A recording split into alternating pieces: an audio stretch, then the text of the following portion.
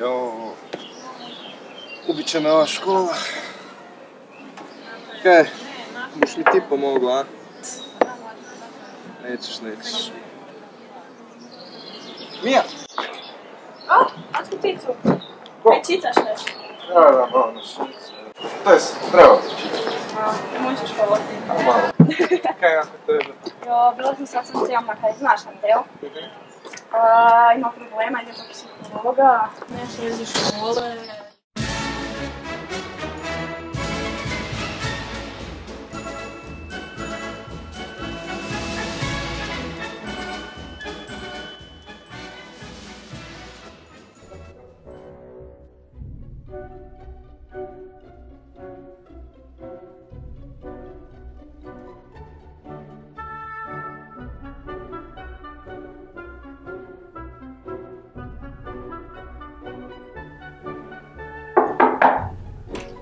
Smijem li ući? Da, slobodno.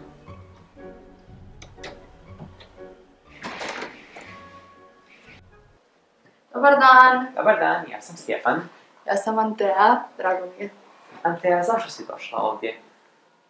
Pa, mama mi je rekla da ima osjećaj da mi škola stvara preveliki stres i da to nije dobro baš za mene. A ja se u jednu ruku slažem sa njom, samo trebam nekoga da mi pomogne kako da se riješim tog stresa. A koje probleme ti stvara škola? Pa, ima previše predmeta i znate, ja treniram košarku i imam treninge svaki dan i onda utakmice preko vikenda i baš ne mogu to sve stići. Pa onda jako često i markiram i neki predmeti mi stvaraju problem jer ih baš ne razumijem i tako. Je li ti ga teško ustati za školu ujutro? Da, bude mi užasna muka kad trebam ići u školu. Kad znam da me čeka sigurno neka loša ocjena, živčani profesori, nenajavljeni testovi, tako. Svačam, da. Školski sistem je jako loš ovdje. Da. Ali misliš li ti da je tvoja košarka važnija od škole?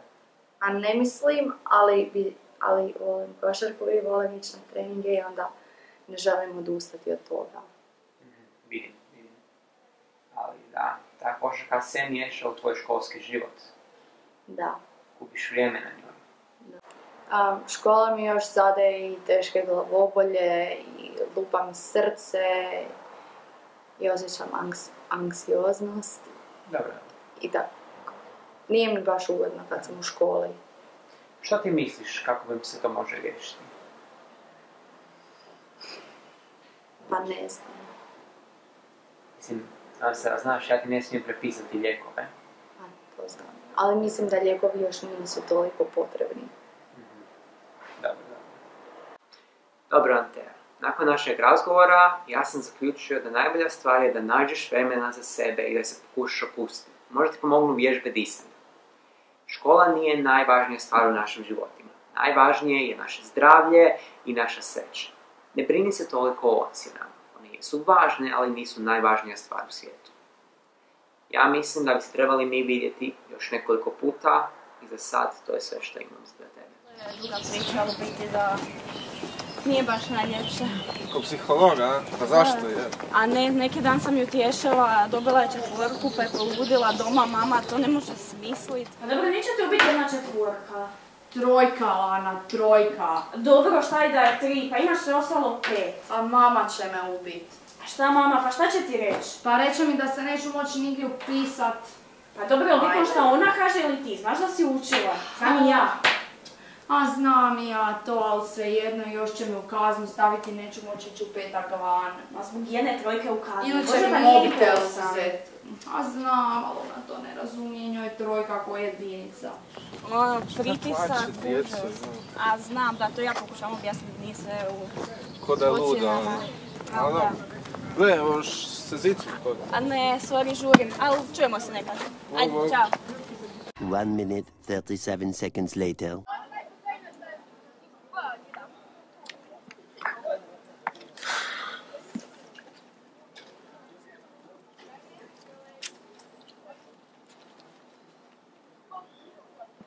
Opa, gdje si frende? Šta ima? Bog druže. Ništa, evo, čitam malo. Stalno me neko ometa. A, lektirica, a? Imam do sutra posao lagano. Zeznito.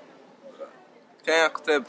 A evo, ništa, bio sam jučer sa frendom iz razreda i to je bio frend koji je imao mononukleozu na mjesec dana. I sad treba odgovarati jedno 5-6 predmeta u roku od 3 dana i prozvala ga iz matiše, rekla da treba pisati test i dobio 2 jedinice.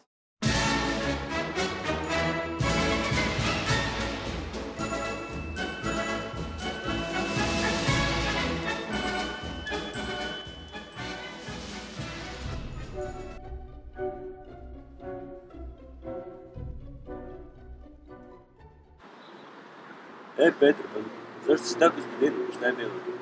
Imao sam mononukleozu i bio sam bolestan mjesec dana. I sad sam ja trebao naučiti 15 predmeta u roku 2 dana. Mislim, nemoguće. I tak sam dobio 2 jedinice iz matematike. 2 jedinice si dobio iz matematike, da. Pa to je stvarno nepravda, ono, pa zašto ti barem 2-3 tjedna nisu dali za sve te predmete da ih nadoknadiš, onda pa treba se žaliti ravnateljici ili profesoru nekom. A ne znam, roditelji ako to čuju, neće biti dobro. Trebaš se izboriti za svoje ocjene i kako da ćeš ti onak nadoknađivati te stvari sve ako si već bio bolestan mjesec dana. Misliš? Da, i trebaš reći starcima to, jer oni će te razumjeti sigurno ako ne profesor.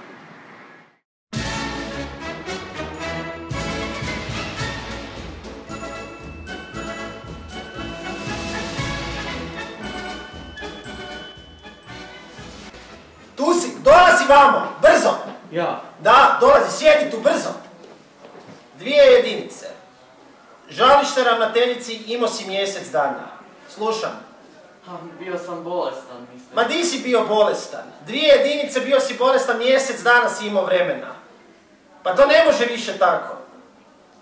Ja sam još blag. Šta će mama reći? Jednostavno nisam imao vremena. Nema mi sad plakat.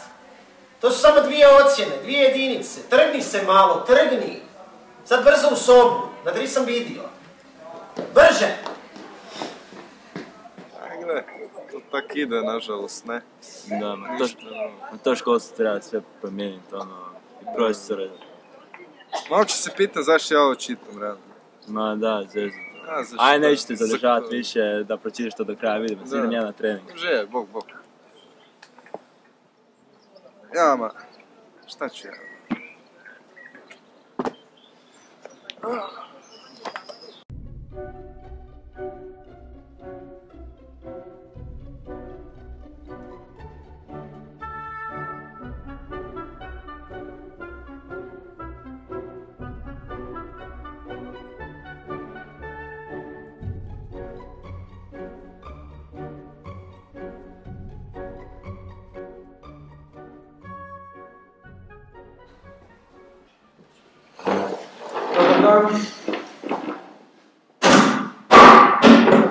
Šta je to? Zadnja klupa. Vi ne biste ustale. Ajmo, dizanje. Dizanje! Kako je to ploča? To je obrisano. Mislim da nije. Čiji ovaj sej? Tvoj? To ne valja ništa. To ne valja ništa. To će biti 1. to napisao? Tako sam ja interpretirao njegovo srce. Interpretirao? Ma ne. Pa onda barem nauči kako se ta riječ izgovara. Interpretacija. Ajde ponovi. Interpretacija. Nisi mi baš siguran. Dakle, nemaš ti što misliti. Ja sam tu da se misli. Profesor zna za 5, učenik eventualno za 4, a ti za 1. Ja ne tražim vaše mišljenje. Je li to jasno? Sjedite.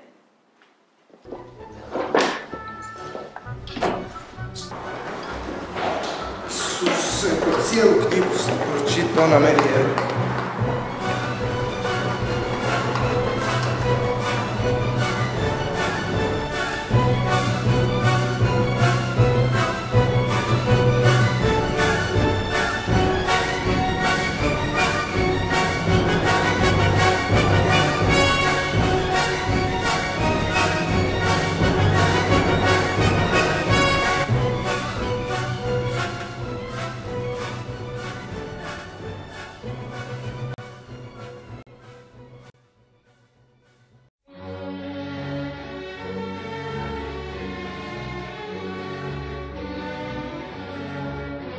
A što misliš da bi se trebalo promijeniti u školstvu?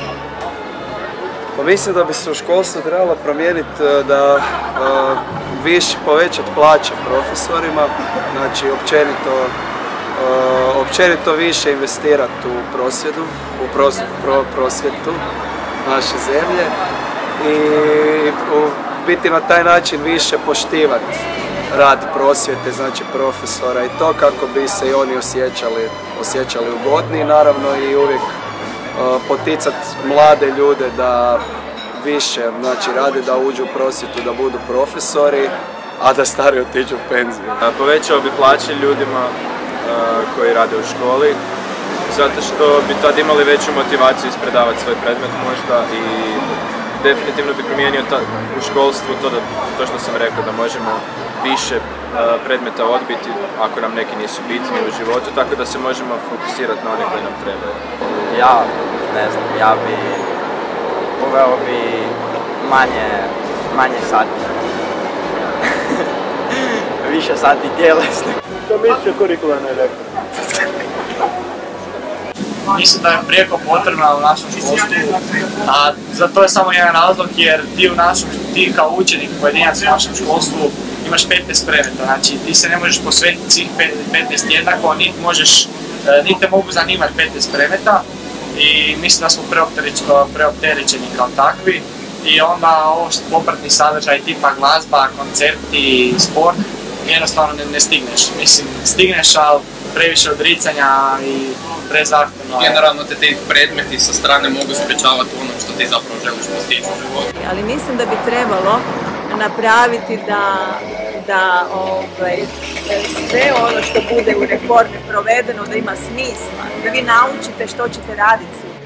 Pa vjerojatno sistem ocjenjivanja, odnosno zaključivanja na kraju godine i da se ne gledaju samo bodovi nego kao broj bodova, nego baš kakva je to vrsta boda, na primjer, jer ja imam, na primjer, dobim 2 iz matematike, ali mi je cijeli test riješen, a neko dobi 2 iz matematike, ima 2 zadatka riješena.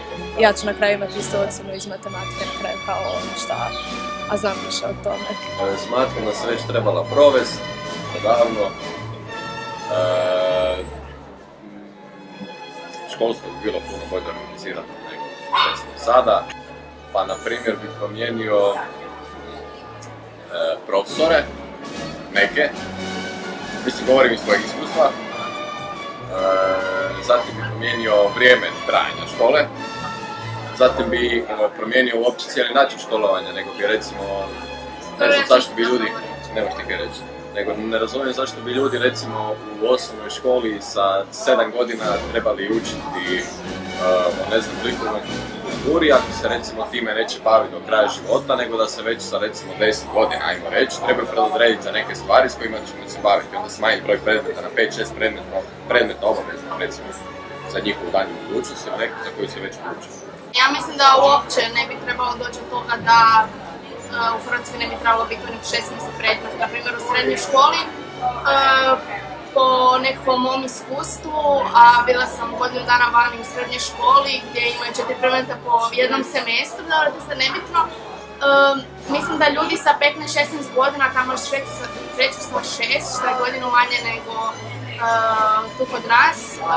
Ljudi onak sa 14-15 godina ne znam zapravo koje bi usmjerenje htjeli imati u životu i zato mislim da je ovaj naš sustav koji ima 16 predmeta godišnje daje veliki i širok spektar znanja za ljude da se kasnije odluči što bi htjeli raditi. Jel bi ti htio otići ili ne? Pa ne. Mislim, ako će biti potrebe, mislim da, ali ne bih htio. Ja osobno ne bih htio, ne bih želio. Zašto? Zato jer se osjećam ugodno u gradu u kojem živim i u zemlji u kojoj živim. Bio jesam po više mjesta u Europi i nekako, ne znam, najugodnije se ovdje osjećam i ne bih htio mijenjati poziciju i htio bih učiniti ovu zemlju boljom svojim radom. Apsolutno ne. Ne. Ne vrijedi nijedan inozemni studij, bez obzira na to koliko je prestižan, ne vrijedi pare koje oni traže. I ostao bi živjeti i raditi u Hrvatskoj? Ostao bi živjeti i raditi u Hrvatskoj da me se ikako može motivirati da ostanem živjeti i raditi u Hrvatskoj. Studirat ću, a onda odlazim. Išli li na pamet ili misliš da ti ostane to znanje? Pa više da mi ostane to. Što mislite o tome da profesori bi trebali biti nagrađeni ukoliko njihovi učenici imaju veći rezultat, odnosno bolji? Na maturi, na testovima, znači da se profesorima daje takozvana motivacija za to. Ja sam za to uvijek, ja mislim da su oni potplaćeni i da bi njima trebalo plaće povećati svakako, ali isto tako sam za uvođenje etike u škole, jer nekako je moral, etika i ostalo malo na nižim razinama nego što je bilo kad smo mi išli u školu. Pa mislim, zapravo bi bila demotivacija da se to ne radi, zato što onda profesor doslovno može ne raditi ništa i raditi sve i biti jednako nagrađen, tako da mislim da bi se trebalo to nekako dati nekakvu nagradu za to.